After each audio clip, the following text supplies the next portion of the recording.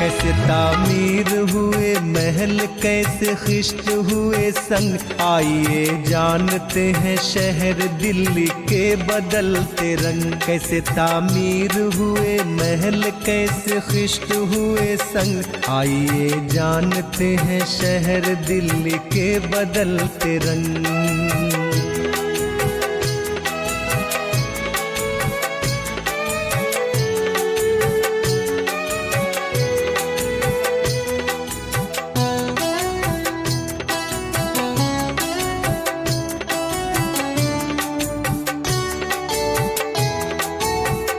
कुछ अपनी तारीखें और कुछ वजूद पर करे नजर, कहाँ से कौन है हम हर हुदूद पर करे नजर। वक्त के साथ साथ कैसे लड़ी वक्त ने है जंग, आइए जानते हैं शहर दिल्ली के बदलते रंग। कैसे तामीर हुए महल, कैसे खिश्त हुए संग, आइए जानते हैं शहर दिल्ली के बदलते रंग। ताहम अदालत आलिया सुप्रीम कोर्ट की जज मोहतरमा ज्ञान सुधा मिश्रा और जस्टिस मार्कंडे काटजू ने एक अहम फैसले में कहा है कि 92% हिंदुस्तानी आबादी मुहाजिरीन पर मुश्तमिल है। जब यह फैसला रोशनी में आया तो हिंदुस्तान के लोग हैरान रह गए, लेकिन ये हकीकत है कि कदीम जमाने से ही मुख्तलिफ आबादियां हिंदुस्तान आती रहीं और हिंदुस्तानी कल्चर इख्तियार करती रहीं। मुख्तलिफ माहौल को कबूल करने की इंसानी सलाहियतों ने जिस्मानी साख्त को ऐसा कर दिया है कि इसकी असल का राज और मुख्तलिफ आबादियों की तौसी के राज को समझना मुश्किल हो गया है।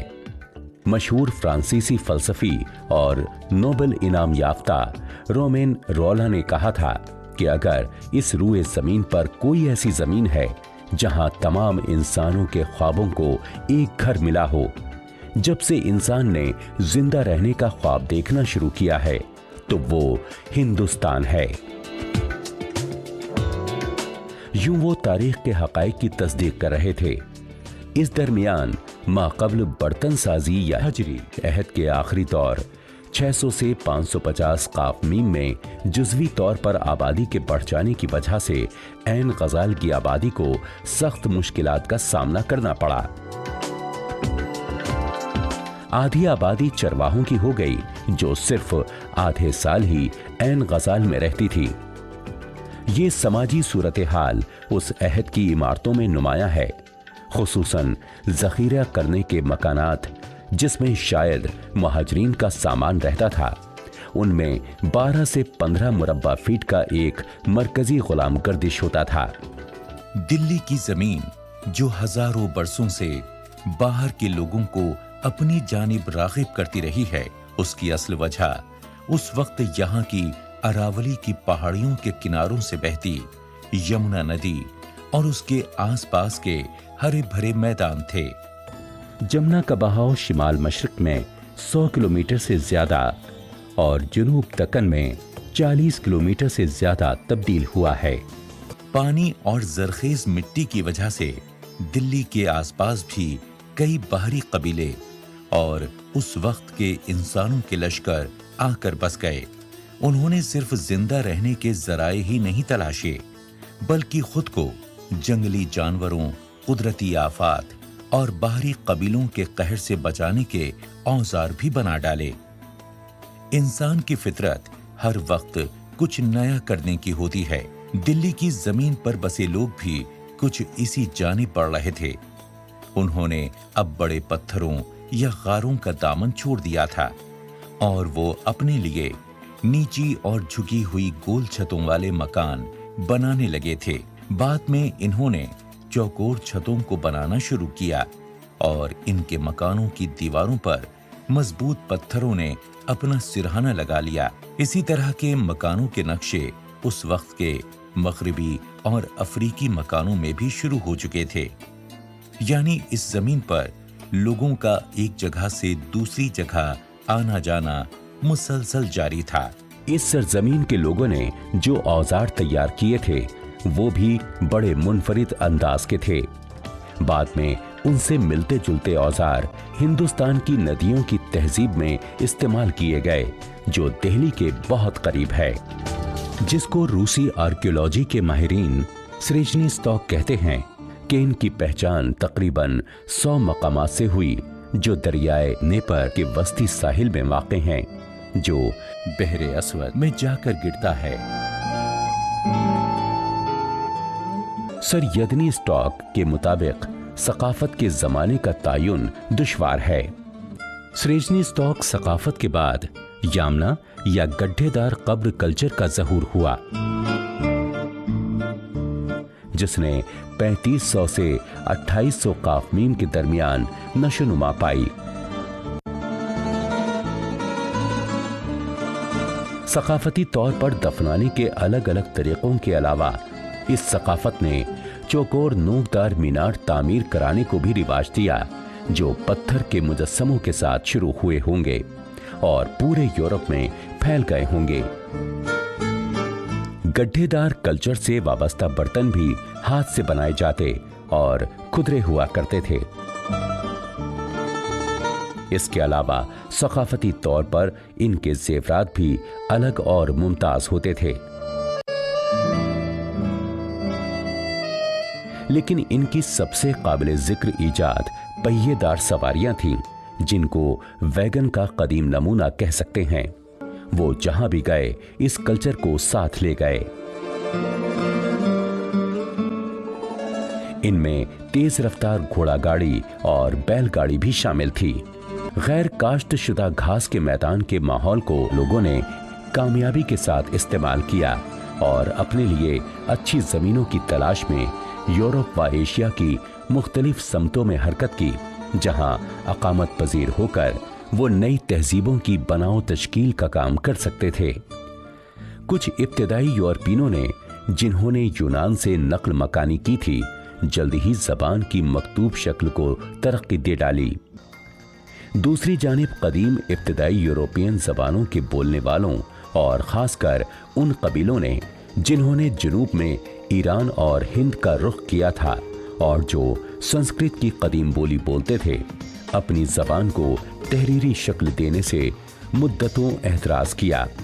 नतीजा ये हुआ कि कदीम लिटरेचर व तारीख के दस्तावेजों की तदवीन ना की जा सकी और कदीम वक़ाए को तहरीर में ना लाने से न सिर्फ कदीम वक़ाए का रिकॉर्ड नहीं रखा जा सका, बल्कि उन जमानों में अदबी तहरीरें भी नहीं लिखी गईं और इनका इम्कान हमेशा के लिए महदूम हो गया। डॉक्टर राजेश कोचर, एक एमिरेट साइंसदान और माहिर फलकियात, बताते हैं कि इस इब्तदाई इंडो यूरोपियन जमाने में एक तरक्की ये हुई कि घोड़े पाले जाने लगे, जिसने उस सोसाइटी को बदल कर रख दिया। उसने खाने का एक वसीला मुतारिफ कराया। इसमें ज्यादा बात यह थी कि घोड़े रखने वाले बड़ी मुसाफतें कतई कर सकते थे और पैदल चलने वाले कल्चरों पर तेजी से हमला कर सकते थे और उन्हें जवाबी कार्रवाई का खौफ भी नहीं होता था। चीनी स्टडीज से पहले दिल्ली में भी घोड़ों भेड़ों को पालने का रिवाज शुरू हो चुका था। दिल्ली के बारे में ये भी सबूत मिलते हैं कि यहाँ पर वक्त के साथ साथ मुख्तलिफ जबानों का भी बोलबाला रहा। यहाँ संस्कृत से लेकर तुर्की, फारसी, हिंदवी और उर्दू जैसी जबानों ने अपने को यहाँ के लोगों के बीच किसी रेशमी जाले की तरह बुन लिया। अगर सही कहें तो इंडो यूरोपियन जबानों को भी एक मुकम्मल पनाह देने वाली जमीनों में भी दिल्ली कहीं पीछे नहीं है। चीनी स्टडीज और इंडो यूरोपियन जबानों पर एक अथॉरिटी प्रोफेसर मायर, जो पेनिनसिल्वेनिया यूनिवर्सिटी में उस्ताद हैं, कहते हैं, चीन को अक्सर ऐसी खालिस तहजीब समझा जाता है जो अलग थलग तरक्की पजीर हुई, जो इस्ताराती तौर पर एक बड़ी दीवार के पीछे थी। लेकिन हकीकत यह है कि कांसे के अहद से ही मशरिक एशिया के तमद्दुन यूरोप व एशिया के दूसरे तमद्दुनों से खासे वाबस्ता थे।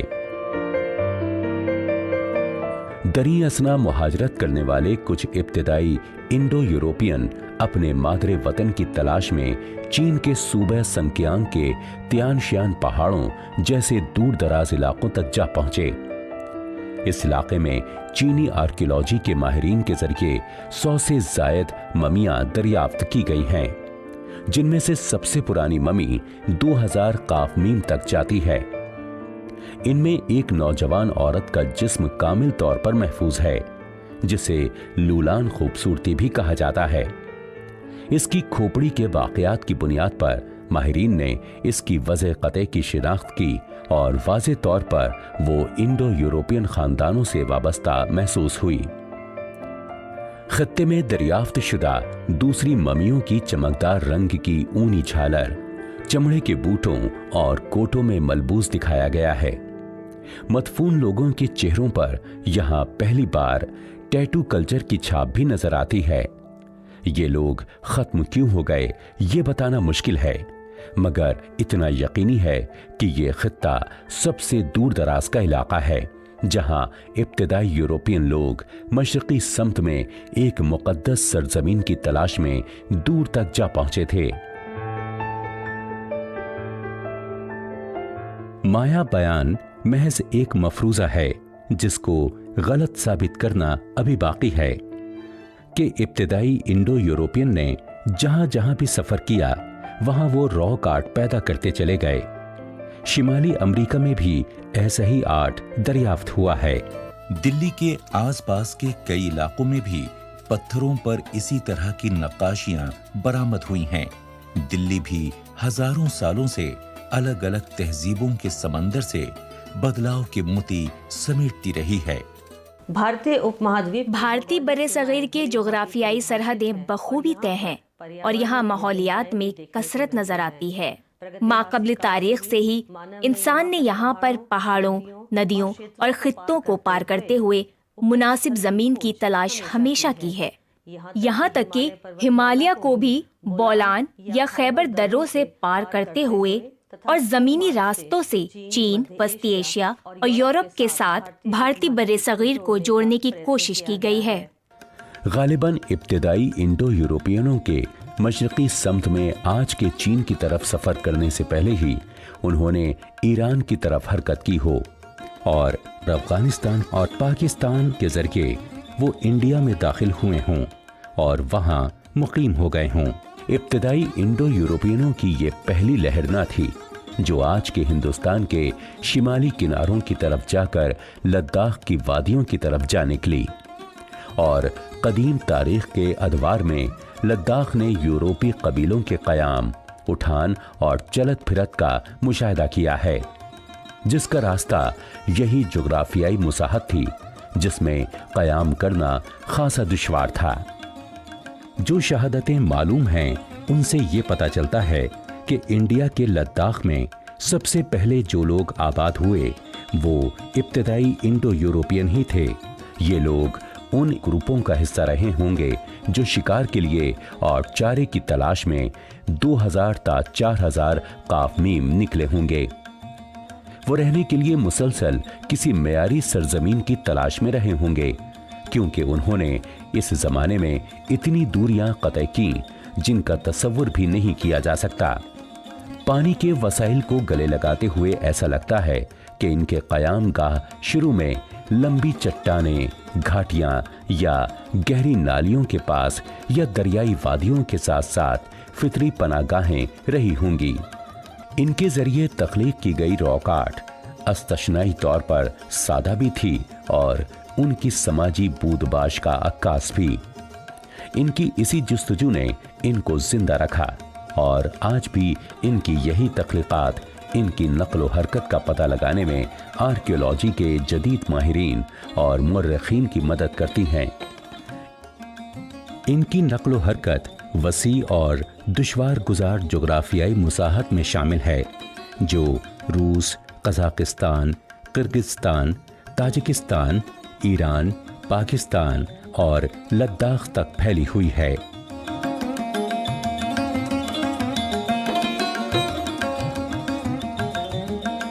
हुंडार और डिस्कट नामी गारों की दरियाफ्तें उन्हीं सियाहतों का नतीजा करार दी जा सकती हैं। ये बड़े बड़े फितरी गार हैं जिनमें आसानी से खासी इंसानी आबादी की समाई हो सकती है। अनासिरे फितरत से बचाव और खासकर बारिश के अय्याम में ये उनको पनाह और तहफ़्फ़ुज़ फराहम कर सकते थे। उन्हीं लोगों के बाज़ ग्रुपों ने चट्टानों पर नक़ूश भी छोड़े हैं जो वादी बर और सियाचिन ग्लेशियर के पास ससुमा वगैरह के दरमियान बिखरे हुए हैं। अच्छी बात यह हुई कि दरियाए सिंध को गले लगाने वाले दूसरे ग्रुपों के हश्र से नावाकिफ दूसरे इंडो आर्यन ग्रुप अब गिलगित, सकाडू, गोल और खालसी के महवर पर मुतहरिक थे, जबकि बाज़ ग्रुप गिलगित, सकाडू, कारगिल, दराज और जोजिला दर्रे को उबूर करके और कश्मीर से गुजरकर बरज़हूम तक जा रहे थे। भले ही दुनिया के किसी भी हिस्से से इंसानों ने एशिया की तरफ कूच किया हो, लेकिन वो उस वक्त के हिंदुस्तान या कहें इस खूबसूरत खित्ते की तरफ खींचते चले गए होंगे। कश्मीर, लद्दाख से होकर आहिस्ता आहिस्ता दिल्ली के मैदानों की तरफ बढ़ते ये दूसरे ग्रुप और इंडो आर्यन लोग हर जगह के पत्थरों पर अपनी मुसव्वरी के निशान छोड़ते चले आए। इनके बुजुर्गों ने जो रॉक आर्ट पैदा किया था वो जरूर इंडो आर्यन के नए ग्रुपों में एतमाद बढ़ा रहा होगा और उनकी रहनुमाई कर रहा होगा। जो ग्रुप वादी कश्मीर के बरज़ूम पहुंचा, जो वादी कश्मीर में है, जो 135 किलोमीटर लंबी और 32 किलोमीटर चौड़ी है, वो खुशकिस्मत था। बरज़ूम श्रीनगर से 16 किलोमीटर शिमाल में और समंदर के लेवल से बस 1800 मीटर ऊपर वाक़े है। टीएन खजांची और उनकी आर्कियोलॉजिकल सर्वे ऑफ इंडिया की टीम जिसने वहां खुदाई की है, उन्होंने बताया कि इस मकाम ने भी इब्तदाई इंडो आर्यनों को वही माहौल दिया जो उनके वतन में था, और मजीद ये कि ये मकाम ऊंचाई ज़मीन पर वाक़े है जिससे कब्ज़ागीरों को चारों तरफ उफ़क़ में देखकर किसी भी आने वाले खतरे का एहसास हो सकता है। इस मुकाम में जिंदगी को बरकरार रखने वाला पानी मयस्सर था और बखूबी था। साथ ही नदी के बहाव से बनी हुई जमीन काश्त के लिए अच्छा मौका फराहम करती थी, जिसने बरज़हूम हजरी दौर के आखिरी मरहले के लोगों के लिए कयाल और बका के लिए एक अच्छा मकाम फराहम किया। सबसे पहले कयाम पजीर होने वाले 2300 ता 2700 काफ मीम के दरमियान कयाम पजीर हुए, जिन्होंने वस्त एशिया के गड्ढों में रहने वाली कौमों की इत्तबा की। रिहायशी गड्ढे मुस्तरीर या गोल किसी फितरी जमीन में ही खोदे जा सकते थे। वो अपनी बनावट में इंसानी पेशों की तरफ भी इशारा करते थे। मिसाल के तौर पर इन गड्ढों के हाशियों पर सुतूनों के सुराख ये बताते थे कि वहां किसी खत्म हो जाने वाले मादा मसलन बर्च का पेड़ का ढांचा रहा होगा, जिनको लकड़ी के खंभों पर हिफाजती पर्दे की तरह रख दिया जाता था। स्टोरेज वाले गड्ढे जिनकी दरियाफ्तें हुई हैं, बाज जानवरों की हड्डी, पत्थर या हड्डी से बने आलात पर मुश्तमिल होते और रिहायशी गड्ढों से करीब करीब होते। ये भी लगता है कि उस जमाने में ये खित्ता जानवरों से भी पुर रहा होगा, क्योंकि हजरी दौर के आखिरी मरहले के इंसानों की बका के लिए उनका पाया जाना जरूरी था।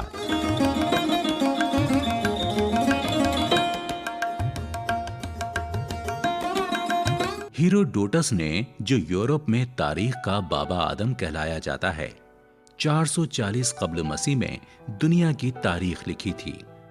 इसमें उसने दर्द कबाइल को तमाम हिंदुस्तानियों में सबसे ज्यादा जंग पसंद लिखा है, और लिखा है कि वो रेतीले मैदान में सोना लेने के लिए भेजे गए थे। वो शायद लद्दाख के बारे में ये कहना चाहता था कि वहां उस वक्त भी सोने की कानें दरियाफ्त हो गई थीं। मेगस्थीनिस, जो एक हिंदुस्तानी दरबार में यूनानी सफीर था, उसने भी इसी तरह की कहानी बयान की है कि रोमी और यूनानी कश्मीरियों को उनके नाम से जानते थे। टोलमी, जो सिकंदर का एक साथी था और उसने सिकंदरिया यानी मिस्र से सिकंदर की सल्तनत को संभाला था, वो किस्परिया का जिक्र करता है कि ये जगह दरदराई यानी सिंध के दर्द और कैलेंट्राइन के दरमियान वाक़ है। पत्थर के अहद के लोगों की आमद के बाद 1500 कब्ल मसीह से 500 कब्ल मसीह में इंडो आर्यन की एक नई लहर हिंदुस्तान आई। गुलजार हुसैन मुंशी कारगिल में वाक़े हिस्टोरिकल म्यूजियम के मालिक हैं और बड़े संजीदा मुहक्किक हैं। ये शीना तो ये है जी कि जो अभी द्रास में आपके हैं, ये जो मोस्टली आपको द्रास एरिया में मिलेंगे, तो ये जो मोस्टली जो शीना ट्राइब था, ये लोग गिलगित से या चित्राल से जो है इनका रेस मिलता है। या आप जैसे कश्मीर में आपका ये करना गुरेज है, तो ये सब एक ही कबीले के लोग हैं। तो बाकी जो ये दर्दी हैं, इसमें दर्द में मुस्लिम में भी दर्द हैं, बुद्धिस्ट में भी दर्द हैं, जो मोस्टली दस्ती गरकोन के आपके ट्राइब हैं।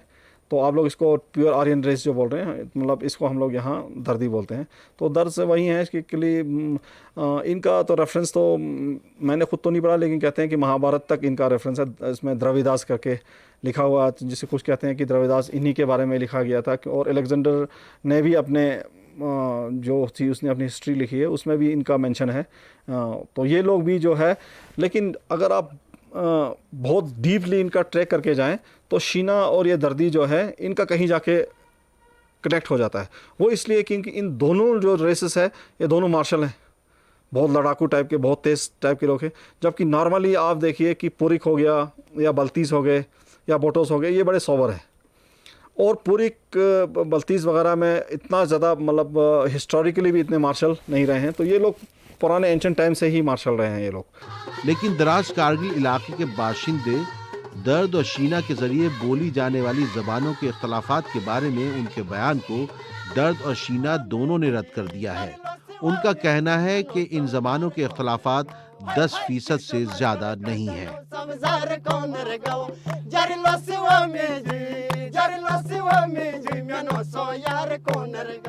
इस तरह से इंडो आर्यन अपना सफर तय करते गए और आहिस्ता आहिस्ता हिंदुस्तान के बाकी हिस्सों पर छाते चले गए। दिल्ली हमेशा से ही इनके लिए सबसे पसंदीदा जगह रही। अगर तारीख पर नजर डालें तो दिल्ली की जमीन पर ही बादशाहों ने अपनी सल्तनतों के पाए धसाए।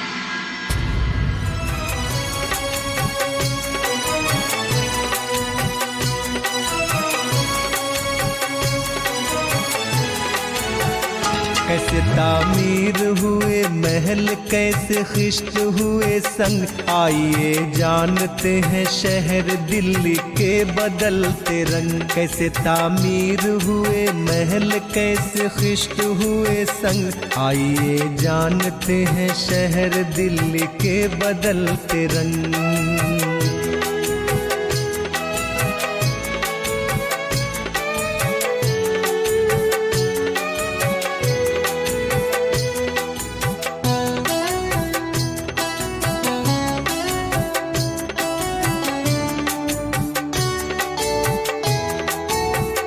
कुछ अपनी तारीखें और कुछ वजूद पर करे नजर, कहाँ से कौन है हम हर हुदूद पर करे नजर। वक्त के साथ साथ कैसे लड़ी वक्त ने है जंग, आइए जानते हैं शहर दिल्ली के बदलते रंग। कैसे तामीर हुए महल, कैसे खिश्त हुए संग, आइए जानते हैं शहर दिल्ली के बदलते रंग।